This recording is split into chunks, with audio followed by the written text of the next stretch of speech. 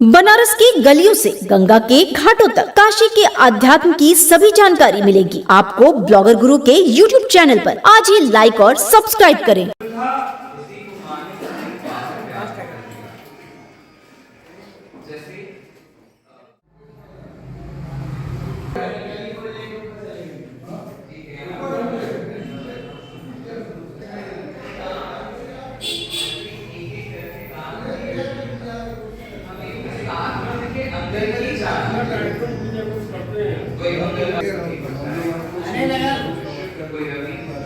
ये प्रसाद ये आइडिया लेकर बाहर भाग जाने की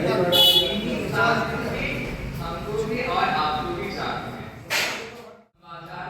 हैं तो अत्यंत परिपक्व फल लेते हैं, सुंदर कड़ा अच्छा आम देख के केला देख के लेते हैं, सड़ा गला फल को खा जाते हैं। इस प्रकार से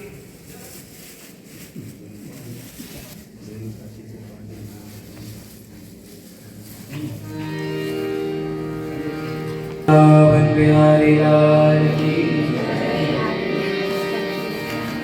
सबसे पहले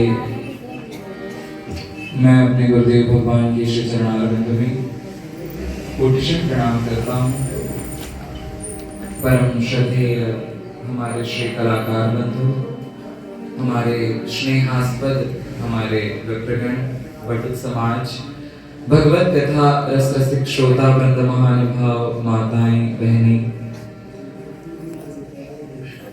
भ्रमण कर रहे थे।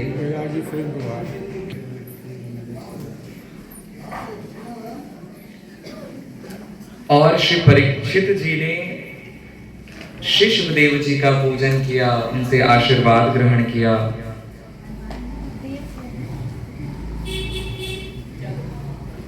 प्रश्न पूछ लिया। परीक्षित जी ने कहा, महाराज मैं मरना चाहूंगा।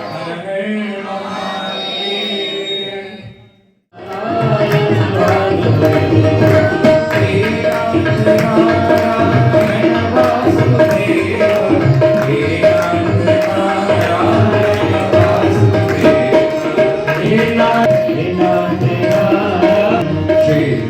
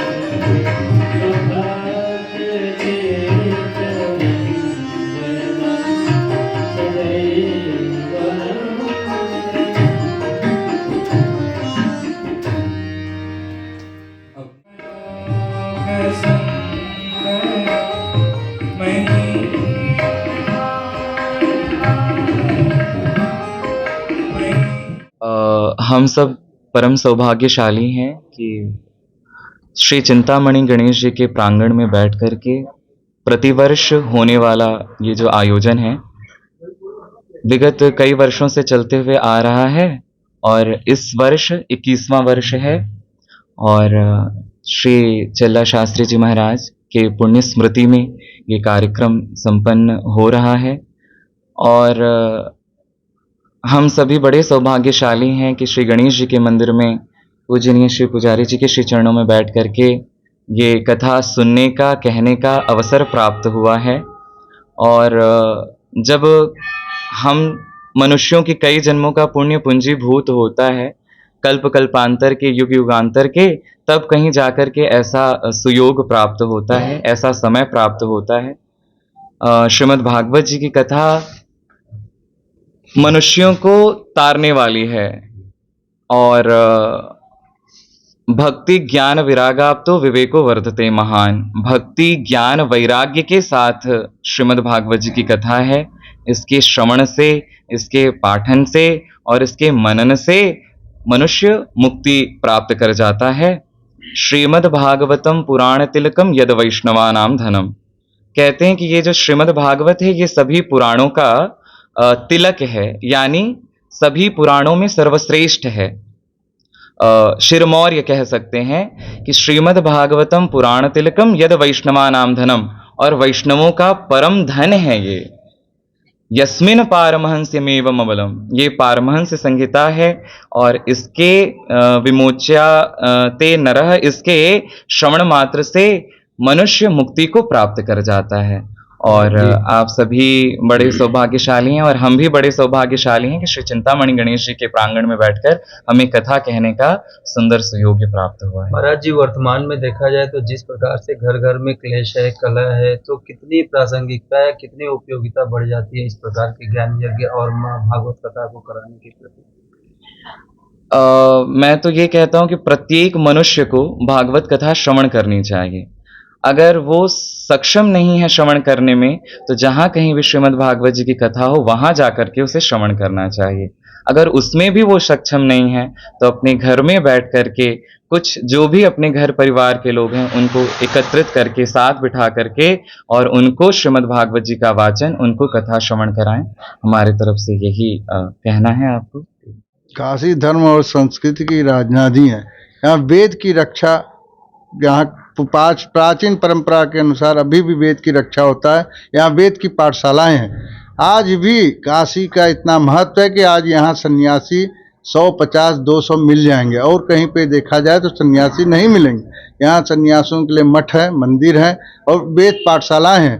वेद पाठशाला आज सहस्र बटुकों को अगर भोजन कराना है तो काशी छोड़ कहीं नहीं करा सकते, क्योंकि यहाँ बटुक है, वेद के विद्यालय हैं और कहीं नहीं है। हम तो चाहते हैं कि वेद विद्यालय और बटुकों के लिए जो संस्कृत यूनिवर्सिटी है उसको केंद्रीय विश्वविद्यालय का दर्जा दिया जाए और संस्कृत की पाठशालाओं को सरकार भी सुरक्षा रखे, देखे, क्योंकि आज संस्कृत विलुप्त हो रहा है। वेदों का जो है पढ़ना नहीं चाहते हैं लड़के। आज के वैदिक के भी लड़के वेद नहीं पढ़ना चाहते हैं। हम चाहते हैं कि वैदिक परंपरा खत्म न हो जाए। इसलिए केदारखंड में हम लोग का बहुत ही सौभाग्य, केदारखंड में हम लोग बैठ के गणेश जी मंदिर में, केदार मंदिर बगल में है, स्वयंभू केदारेश्वर है और बगल में गंगा तट है, बगल में हरिश्चंद्र घाट है जहाँ हम लोग को सबको जाना है, वो स्थान भी यहीं बगल में है। और इस ऐसे पवित्र स्थान में प्रत्येक वर्ष हमारे पूज्य पिताजी चल्ला कृष्णा शास्त्री जी महंत जी के माने स्मृति में कराया जाता है। पहले वर्ष भागवत कराए थे, इनकी चाची नहीं, इन्होंने नीलमणि जी और लक्ष्मीमणि जी का हुआ था। स्वरूपानंद जी की दो प्रिय शिष्या हैं तो उनके द्वारा हुआ था। पहले जब यह सत्संग मंडप नहीं बन पाया था, विद्यातीर्थ गुरु जी के नाम से हमने बनाया विद्यार्थी सत्संग मंडप, पूर्ण नहीं हो पाया था। वो कहे कि नहीं शुरू करिए गुरु जी, तो शुरू हुआ। अभी तक वो भगवान की दया से प्रत्येक वर्ष चल रहा है। पहले वर्ष भागवत हुआ, दूसरे वर्ष रामचरितमानस, फिर भागवत, फिर इनके बाद पालिंदे जी के द्वारा गणेश पुराण कराया गया। इससे इसी बहाने गणेश पुराण होने से गणेश जी को कैसे दुर्वा चढ़ाया जाता है, कैसे अथर्वशीर्ष का पाठ होना है, क्या होना है, उन्होंने बहुत ही सुंदर वर्णन किया। उसके बाद फिर भागवत हुआ, इसी तरह चला आ रहा है। अयोध्या से आए, कभी मथुरा से आए, और शिव पुराण हुआ किंकर जी के द्वारा। और उसके बाद बाल व्यास गोपाल जी के द्वारा, भाई गोपाल जी के द्वारा यहाँ भागवत हुआ, इसी तरह चली आ रही है। ये परंपरा, इस संस्कृति की हमारी रक्षा करने के लिए हर लोग को भागवत और पिताजी के नाम से, माताजी के नाम से कुछ न कुछ कार्यक्रम करना चाहिए, जिससे उनके 3 ऋण कभी भी चुकता नहीं किया जाता है, मातृ ऋण, पितृ ऋण, गुरु ऋण। ये 3 को हम लोग कभी चुकता नहीं कर सकते हैं। इसलिए इनके नाम से कम पहले के लोग क्या करते रहे, विद्यालय खोलते थे, निःशुल्क पढ़ाते थे, कुआं खुलवाते थे कि 4 लोग जल पिए। जो पुरानी परंपरा है वो खत्म हो रही है, इसलिए हम चाहते हैं कि हर लोग अपने माता पिता के नाम से ऐसे भागवत या सत्संग कराते रहें, और इसी तरह सत्संग होता रहेगा तो सब अपने 3 माता पिता और गुरु का याद करते रहेंगे। वर्ष में एक बार कम से कम माता पिता गुरु को याद